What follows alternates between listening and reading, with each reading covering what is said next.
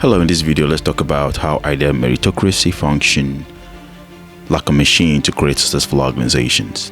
In order for any group or organization to work well, its work principles must be compatible with the living or life principles of its members. I don't mean that they have to agree on everything, but they must agree on the basics. The most important things are the mission they are on and how they will be with each other.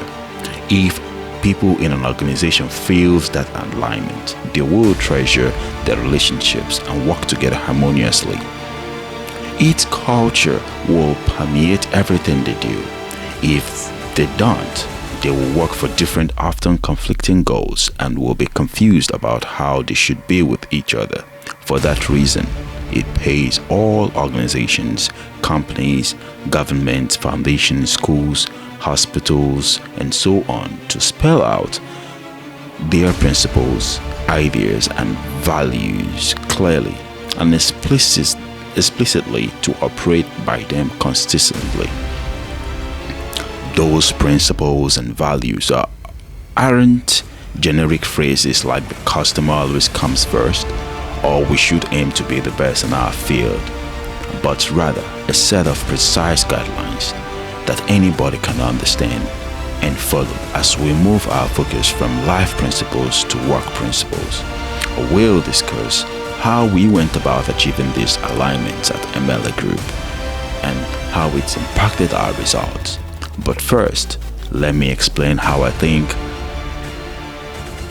about organizations. An organization is a machine, be it simple or complex, made up of two key parts. Number one part is the culture, and the number two part is the people, each of which impacts the other. Because the people who make up an organization establishes its culture, and the culture established by these people, that is the culture of the organization, determines the type of people who will work there.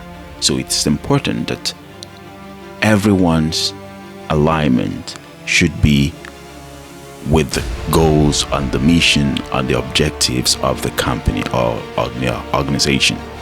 So it's important that we know this, because it's a typical example where this failed is that of the Nigerian government, where they practice nepotism and thereby not bringing people who are innovative and thereby drawing the country back to 20 years back before their democracy.